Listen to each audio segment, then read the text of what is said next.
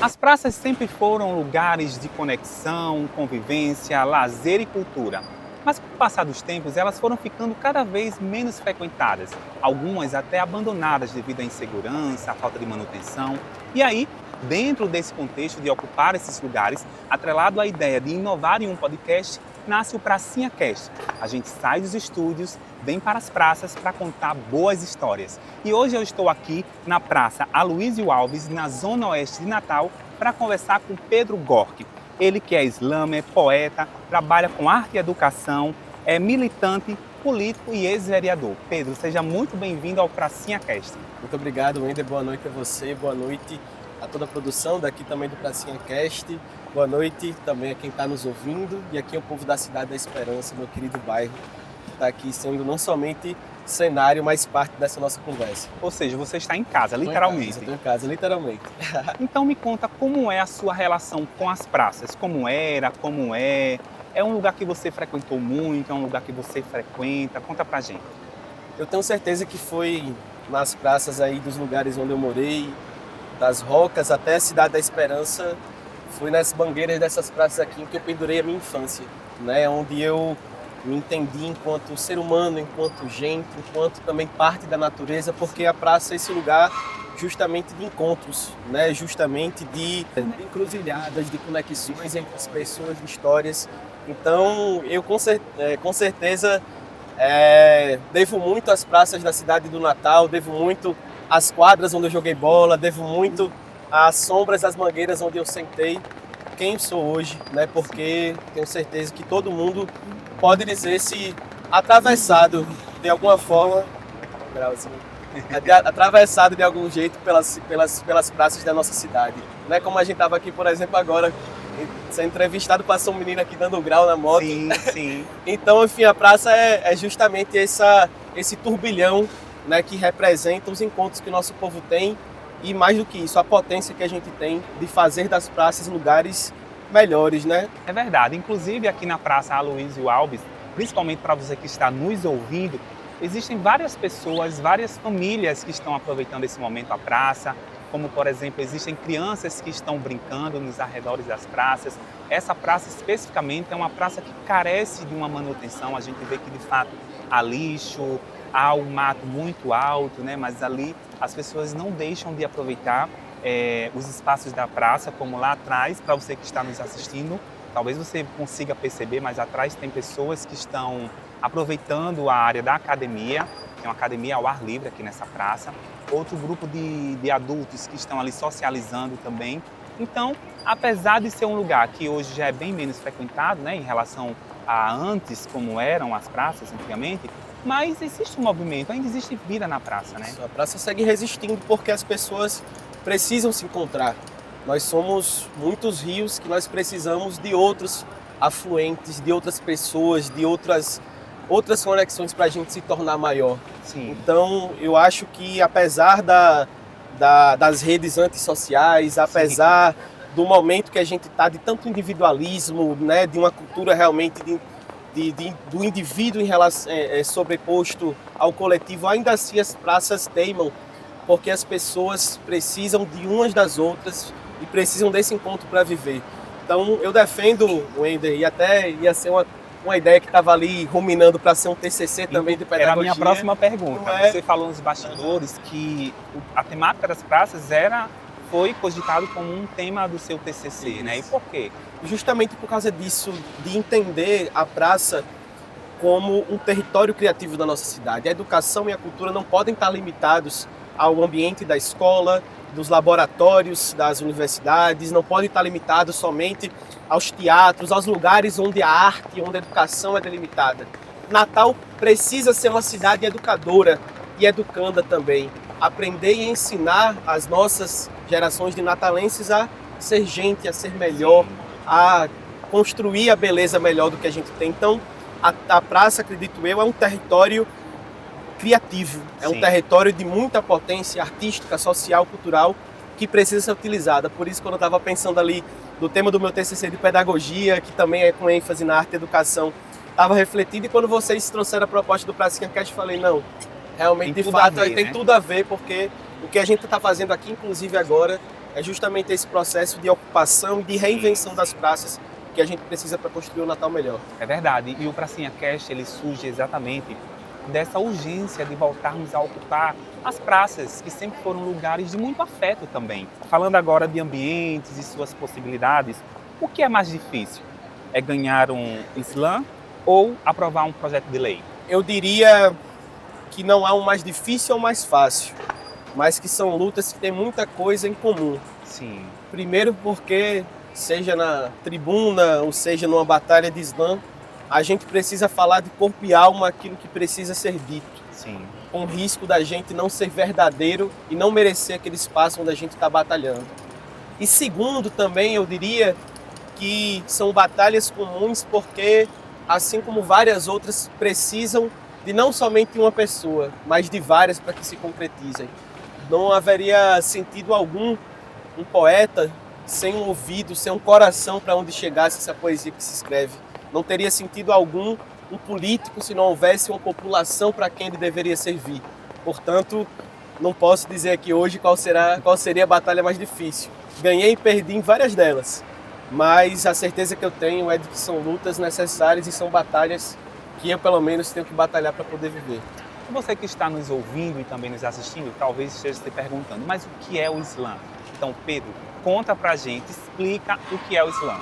Gente, nós temos dentro da cultura hip hop, que é uma cultura oriunda da periferia, oriunda do povo negro, oriunda das favelas, das comunidades como é aqui o bairro da Cidade da Esperança, é uma cultura que congrega várias linguagens.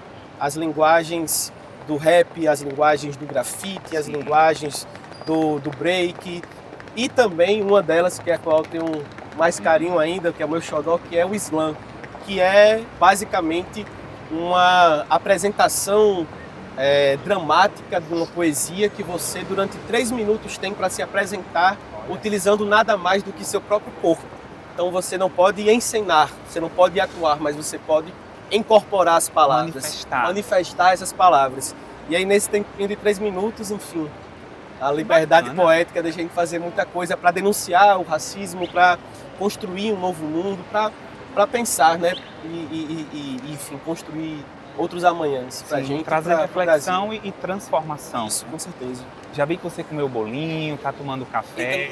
Se fosse cenográfico, gente, peço perdão. Não, é mas real. Aqui... Para você que está nos ouvindo, nós temos aqui em cima da nossa mesa vários elementos.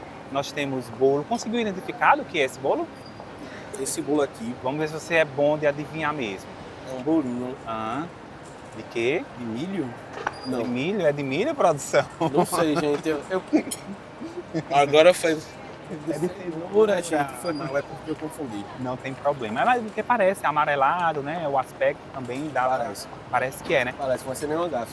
Não, não é não. Nós temos também aqui, ó, Pedro, umas xícaras que são aquelas xícaras amareladas. Não sei se você que está nos ouvindo consegue imaginar, mas são aquelas xícaras típicas da casa da avó, né? Aquelas xícaras amareladas, bem tradicionais, bem antigamente. Temos também nossas canecas do Pracinha Cast, brancas com a logo verde. Pedro ganhou até a caneca dele, né? Gostou do presente? Gostei demais, gente. Valeu aí. Salvaram o estudante. Além disso, nós temos a nossa mesa madeirada de madeira reciclável, reflorestada. A produção me corrigiu aqui. E nós temos o nosso bolo. Pedro, fique à vontade, tá? Esse bolo é nosso mesmo. De cenoura, viu, Wender? Você se confundiu cenoura. Antes, mas é de cenoura. E temos uma planta aqui maravilhosa também, além do nosso quadro do Pracinha Cast. Vamos continuar nosso papo, que está bem interessante. Eu quero saber mais. Você praticamente nasceu militando, não é verdade? Quando foi que você percebeu que a luta e a poesia podiam caminhar juntas?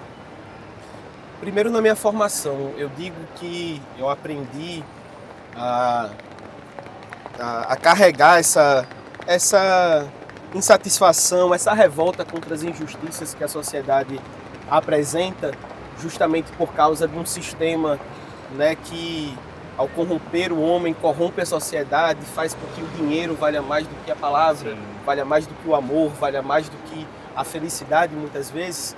E eu aprendi a me revoltar contra esse sistema, não somente nos livros de teoria política que eu lia, mas principalmente em Jorge Amado, principalmente em Graciliano Ramos, principalmente aí nas poesias, na literatura, que acendia dentro de mim essa vontade de fazer o pouco que me cabe, que é me doar por inteiro, como diria Tiago de Mello. Então, acredito que, assim como Mayakovsky fala, a arte não é um espelho somente para refletir o mundo, mas um martelo para forjá-lo. Então, acredito que a arte tem um potencial transformador de vidas e também de mundos, porque constrói novos horizontes, constrói utopias, constrói e arranca pontes e arranca bonitezas dessa vida ainda tão amarga, mas que há de ser mais doce para todo mundo, eu tenho certeza. Mais colorida, mais colorida, arte, com certeza. Então a arte tem esse potencial e sempre, desde menino, isso sempre foi o que eu vi. Que incrível. E você começou cedo nos grêmios estudantis e já chegou à Câmara como vereador mais jovem na história da cidade do Natal. Qual foi o maior choque de realidade ao trocar o megafone da rua pelo microfone da Casa Legislativa? Olha, isso realmente são espaços com dificuldades, complexidades muito diferentes. Sim.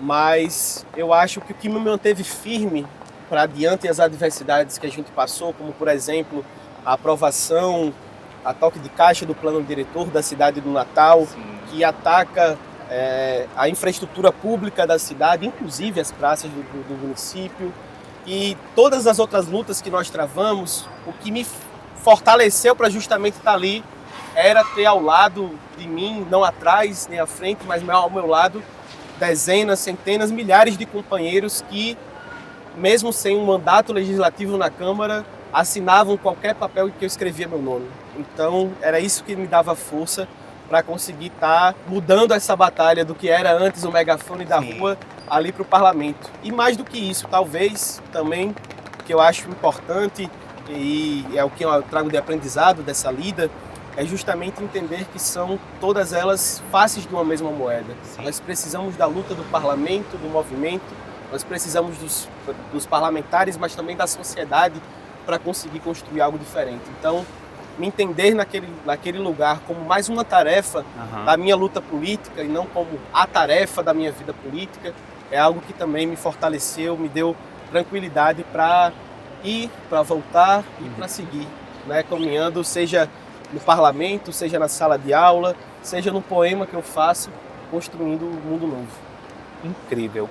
E entre as leis que você ajudou a construir, tem algum em especial? Tem algo que você carrega com muito orgulho? Olha, da nossa contribuição da Câmara, eu tenho muito orgulho dos movimentos que nós fizemos contra o genocídio da juventude negra da nossa cidade. Nós estamos aqui numa praça da Zona Oeste de Natal, Zona Oeste, onde morava um jovem chamado Gabriel, que aos 18 anos foi assassinado por agentes da Polícia Militar do Rio Grande do Norte. Ele que era, assim como eu, também um poeta, também do hip hop, que tinha um sonho de construir, de ser um artista, né, reconhecido na cidade, que foi vítima da violência racista, teve a sua vida arrancada. Então, poder fazer ali na Câmara a construção de audiências sobre esse tema que não estava sendo debatido, poder fazer na Câmara também um manual de autodefesa para a juventude negra e periférica contra abordagens policiais violentas, foi um orgulho para mim. A construção também do Estatuto Municipal da Juventude, que assegura aos jovens de Natal direitos fundamentais, como a educação, a lazer, a cultura, também a Lei Municipal de Responsabilidade Educacional, para a garantia da qualidade da educação, o título de cidadania para Paulo Freire, enfim. Teve algumas batalhas que eu me orgulho, mas eu diria talvez da maior, botar esse tema na ordem do dia da Câmara Municipal de Natal, do tanto de futuro que nos corre nas calçadas dos nossos bairros, das periferias da cidade do Natal e aqui também na minha periferia, na cidade da Esperança. O que é que você acredita que ainda falta para garantir que mais jovens da periferia possam ter voz, não apenas na política, mas na cultura, educação, para que eles possam contar suas próprias trajetórias e histórias? Eu acredito que o mundo tem o suficiente para todo mundo ser feliz, sabe, Wender? Na natureza, na sociedade, em tudo que é canto que a gente olhe, o mundo tem a matéria-prima da felicidade para todo mundo.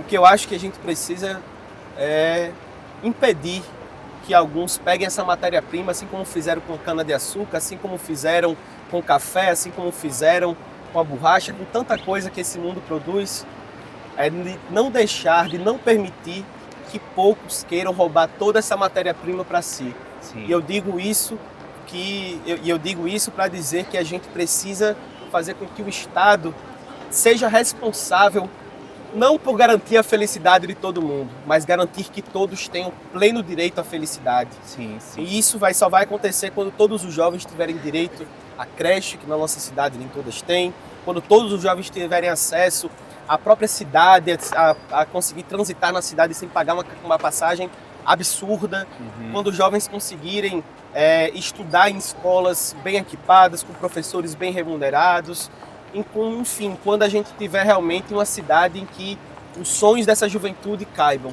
Sim, porque essa juventude, acredito eu, tem muito a dizer e agora precisa de gente que as dê ouvidos. É E o poder público precisa fazer isso. É verdade. E quando você fala nessas melhorias, quando você fala em sonhar com um futuro melhor, eu fico imaginando espaços como esse aqui, como a Praça Aloysio Alves, que fica na zona oeste da cidade, que é uma praça que hoje, infelizmente, a gente vê que ela carece de manutenção, é uma praça que está bem iluminada, né? É uma praça que tem alguns bancos, Mas tem umas carências. você percebe que estão deteriorados. Quando você olha para as plantas, você vê que falta um trato. Mas ainda assim você vê famílias se reunindo, você vê mães saindo com suas filhas, né? Como agora há pouco aqui, próximo a gente, uma mãe, provavelmente era mãe, estava com a bebê no carrinho e a outra do lado. Muita gente caminha por aqui também. Muita gente caminha, né? Então que esses espaços também sejam espaços para construir esse futuro melhor que a gente tanto sonha. Com certeza, as pessoas precisam se encontrar. Sim. E a praça é um lugar muito privilegiado para isso. É verdade. E você se descreve como um poeta de poemas que ainda não foram publicados, certo? Certamente muitos estão no seu coração, nos seus cadernos, enfim, falam muito das suas vivências, dos seus sonhos. E existe um sonho de você, de repente, torná-los públicos? Olha, eu tenho, inclusive dias atrás, estava até conversando com a querida Jéssica Santos, uma referência aqui de uma das linguagens também, de uma das possibilidades da literatura, que é o zine. Estava pensando em botar no forno aí um zine de alguns poemas, se depois tiver um tempinho ainda, eu posso trazer algumas coisas que estão aqui na garganta. Mas então, eu tenho vontade. Então já aproveita esse momento. É o seu momento aqui. É o momento que quem sabe faz ao vivo. Bora. Vamos aproveitar. Essa aqui, meu querido, eu fiz nessa rua.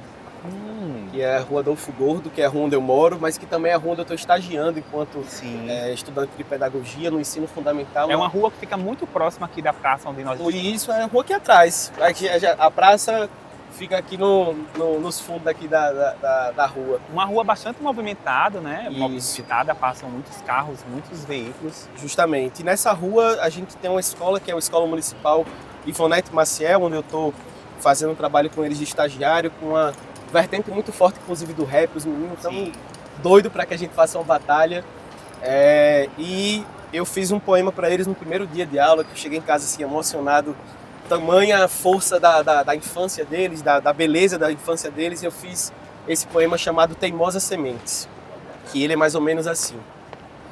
As crianças da esperança teimam sonhar nova cidade, olhos brilhosos a curiar o mundo, corações buliçosos a criar o mundo, brincam a vera para fazer um mais criança, nos avançam ao começo, renovam nosso destino, inspiram a querer ser nada mais que um menino, colhem saberes como frutos, sugam sumo com vontade, inventam o próprio vento para enfrentar tempestade, plantam mudas da mudança florescendo a nova idade. Tão valente é a infância que alegre vem e invade, são as teimosas sementes do chão da feliz cidade. Uau, que incrível, que lindo. Fiz essas palavrinhas aí para os pequenos lá do segundo ano, lá do Ivonete Maciel, que, enfim, acho que a infância carrega uma força poética gigante. E a gente precisa preservar Sim. essa força. E você carrega uma força poética gigante. Então, trate de pegar esses poemas, fazer o seu livrinho e nos convidar para o lançamento. Bora, tá com bem? certeza. E agora, para encerrar, que o nosso programa já está quase acabando, o nosso podcast já está quase acabando, para encerrar, vamos fazer uma brincadeirinha que se chama É um Momento Quero Saber. Aqui tem algumas palavrinhas, tem segredo, tem fofoca, curiosidade, sonho. Você vai puxar um papelzinho, ver o que é e contar de acordo com o que você tirou aí Espero que do... não seja fofoca, para não comprometer ninguém, né? Poxa, mas é a melhor parte. Vamos lá. Sonho. Ó, que sonho. Sonho. Falar de sonho. Para eu compartilhar um sonho aqui, eu acho que diria, sem ser sincero, não é porque é muito conveniente, mas é porque é realmente um sonho mesmo. É conseguir ajudar dentro daquele pouco que eu posso fazer enquanto um pequeno educador, enquanto um pequeno poeta, enquanto um pequeno militante, de ajudar a fazer com que esses encontros que a gente faz aqui, mas que os colegas estão ali atrás fazendo também na mesinha, que as pessoas que transitam aqui estão fazendo, que é justamente de usar a cidade e ocupar a cidade não como algo estranho, como algo em que nós somos um corpo estranho, mas sim como algo que é o nosso próprio corpo. Ajudar a fazer, a partir da educação, da arte e educação, ocupação das praças, se não de Natal, pelo menos aqui do meu bairro, da Cidade da Esperança, e que a gente consiga construir, fazer com que desse chão aqui, que pode estar realmente um pouco mal cuidado agora, mas que desse chão, que será bem cuidando desse chão, que daqui floresça ideias, poemas, sonhos, que daqui floresça esperanças, ensinamentos e aprendizagens. Então, esse é um sonho que eu queria compartilhar aqui com vocês, e eu tenho certeza que esse sonho que eu estou sonhando a gente já está aqui fazendo, na verdade. Sim. É uma semente plantada. Com certeza. E a gente vai cuidar de aguar. Vamos sim. Pedro, muito obrigado por essa entrevista. Eu acabei de conversar com Pedro Gork. Ele que é islâmico, é poeta, trabalha com arte e educação, militante, político, ex-vereador e uma pessoa maravilhosa, incrível. Foi incrível conversar com você aqui nessa praça, na Praça Aloysio Alves, na zona oeste da nossa cidade linda, a cidade do Natal. Muito obrigado. Obrigado, Mender. Obrigado a você. Abraçando você, abraço todo mundo aqui da produção que está aqui, essas carinhas bonitas, todo mundo que está nos assistindo, meus amigos ouvindo. também que estão aqui comigo, Rodrigo e Gabi. Enfim, um cheiro forte a todos vocês e viva o Pracinha Cast. Que incrível, gente. Esse é o Pracinha Cast, uma realização do governo federal através do Ministério da Cultura, Programa Nacional Aldir Blanc, com apoio da Prefeitura do Natal, Secretaria Municipal de Cultura e FUNCARP. Esse foi mais um episódio do Pracinha Cast aqui na Zona Oeste de Natal e vocês já sabem, nós nos encontramos no próximo episódio.